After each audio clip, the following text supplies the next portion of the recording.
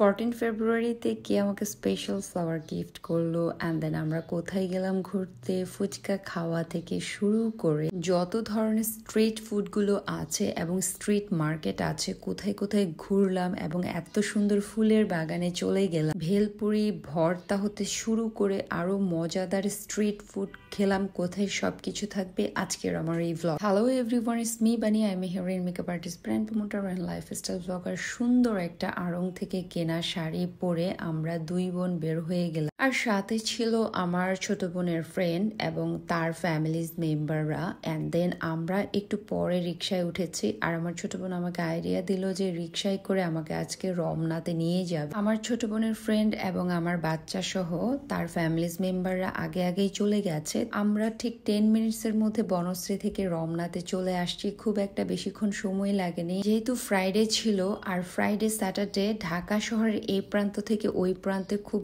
Easy ওয়েতে short টাইমে পৌঁছে যাওয়া যায়। রমনা পার্কে আমার অনেক বেশি আসার ইচ্ছে ছিল, আমি কখনোই আসিনি, এই প্রথমবারের মতো আমি রমনা পার্কে আসছি। ঢাকা শহরে আছে প্রায় 12 বছরের কাছাকাছি হয়ে যাবে, বাট আমি রমনা পার্কের আশেপাশে দিয়ে অনেকবার আসা যাওয়া করেছি, কিন্তু কখনোই আসা হয়নি। হেঁটে যেতে যেতে এক ভদ্রলোক শুয়েছিলেন রাস্তার উপরে, বাট ও খুবই স্মার্ট, ওর একটি হাত নেই, তাতে কোনো বিকার নেই তার, সে খুব চিল মুডে রাস্তার উপরে শুয়েছিল। আমি আবার স্ট্রিট ডগ ক্যাট দেখলেই হচ্ছে একটু ধরতে ইচ্ছে করে, ধরলেই যেন আমার কাছে মনে হয় মহা শান্তি আমি পেয়েছি। তো এর মধ্যে জাস্ট রাস্তার ওপারেই ছিল রমনার 2 নাম্বার গেট। আমরা জাস্ট রোড ক্রস করেই হচ্ছে এখন রমনা পার্কের মধ্যে ঢুকে গেলাম। আর এত সুন্দর, এত পুরানো পুরানো গাছ দেখে তো আমার এত শান্তি লাগছিল, তাই মনে হয় সব শান্তি প্রশান্তি একসাথে এখানে আসলেই ভালো লাগবে, আর ভালো লাগারই কথা। চারদিকে ছিল সবুজ গাছপালায় ভরা, তো আমরা অনেকগুলো ফটোশুট করব, তাই হচ্ছে আবারও হেঁটে হেঁটে 1 নাম্বার গেটে চলে আসলাম, কারণ আমরা কিছু ফ্লাওয়ার কিনব। পহেলা বৈশাখ প্লাস হচ্ছে ভ্যালেন্টাইন্স ডে দুইটাই একসাথে পড়াতে সবাই একসাথে অনেক মজা করার জন্য বেরিয়ে পড়ে। আমরা সবাই একটা একটা করে হাতে ফুল পরে নিলাম, আর একটা ফুলের মানে চুড়ি পরতে নিয়েছে হচ্ছে 50 টাকা করে, তো আমরা 5 জনে 5টা চুড়ি পরে নিলাম ফুলে। এখানে এসে খুবই মজা লাগছিল, ভালো লাগছিল, সবাই কালারফুল আউটফিটস পরে হচ্ছে সবাই বেরিয়ে পড়েছে ঘোরার জন্য। ফ্রেন্ডস, ফ্যামিলি মেম্বার্সদেরকে নিয়ে সবাই ঘোরাফেরা করছিল, আর আমি অনেকদিন পর এইরকম একটা ফেস্টিভ্যালে অ্যাটেন্ড করতে পারলাম, খুবই ভালো লাগছে। আর আমার বাচ্চাকে তো আমি এই প্রথমবার এরকম ফেস্টিভ্যালে নিয়ে আসছি, সে খুবই খুশি। এতদিন ছোট ছিল, বুঝেনি, তো এখন যেহেতু আস্তে আস্তে বোঝা শুরু করেছে, তাই তাকে নিয়ে বেরোয় পড়লাম। আর 2টা গাছে এত সুন্দর সুন্দর ফুল ফুটেছিল, এগুলোকে আসলে আমার ভিডিওতে না নিলে আমি খুব মিস করে যাই। প্রতিটা জিনিস আমি সবসময় ভ্লগের পাশাপাশি মেমোরেবল করে রাখি। অ্যান্ড দেন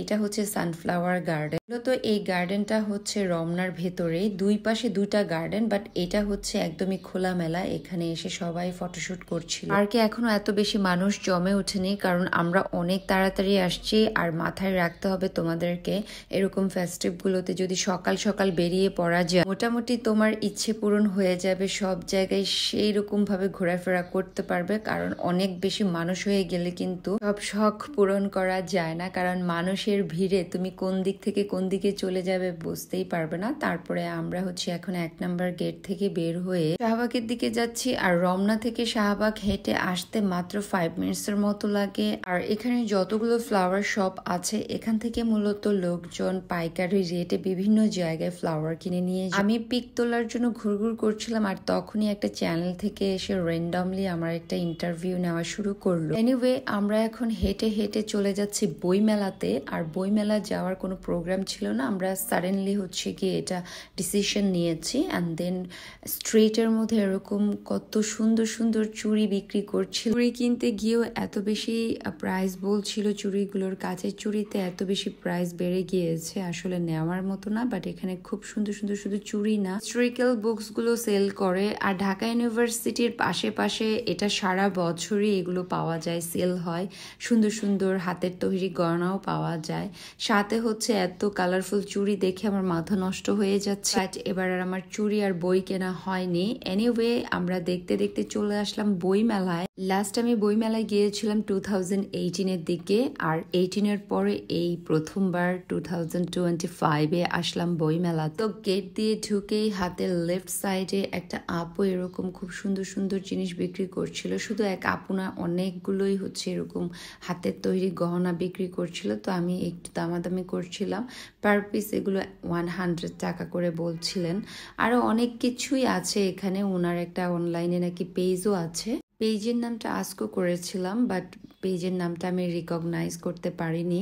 এনিওয়ে 21-এর বইমেলাতে গিয়ে ভালোই লাগছিল, বাট ম্যাক্সিমাম স্টল অফ ছিল, কারণ আমরা একদমই 1টা-1:30টার দিকে গিয়ে পৌঁছাই ওখানে। এত পরিমাণ হাঁটাহাঁটি হয়েছিল, আমরা সবাই ক্ষুধার্ত ছিলাম। তো সামনে মোমো বিক্রি করার জন্য মোমোওয়ালার কাছে গেলাম, আর তখন দেখলাম পুলিশ এসে সব হকার্সদেরকে তুলে দিচ্ছে। তো এখানে হকার্সগুলো ম্যাক্সিমামই হচ্ছে স্টুডেন্টরা দিয়েছে, ছোট ছোট স্টল। সব দোকান যখন তুলে দিচ্ছিলেন তখন এই আপুও গুছাচ্ছিলেন। আর এরপর আমি দৌড়ে গিয়ে 3টা ডাবের পুডিং কিনে নিয়ে আসি। এরপর খেলাম হচ্ছে মাশরুম পাকোড়া, এটা খুবই টেস্টি ছিল। অ্যান্ড দেন চলে গেলাম আমরা এখন গেটের বাহির। স্ট্রিট ফুডগুলো সব বাহিরে বসছে, তো আমি চলে গেলাম সোজা হচ্ছে ফুচকাওয়ালা মামার কাছে। উনি আবার হচ্ছে ভেলপুরিও বিক্রি করে। তো আমি নিলাম ভেলপুরি, আর আমার ছোট বোনরা নিয়েছে মোমো। পটকা মরিচ না দিলে তো আমি খেতেই পারি না, সেটা ফুচকা হোক আর ভেলপুরি হোক। আমি মামাকে বললাম যে বেশি করে যেন আমাকে পটকা মরিচ দেওয়া হয়, উনি এক গাদা দিয়ে দিয়েছেন।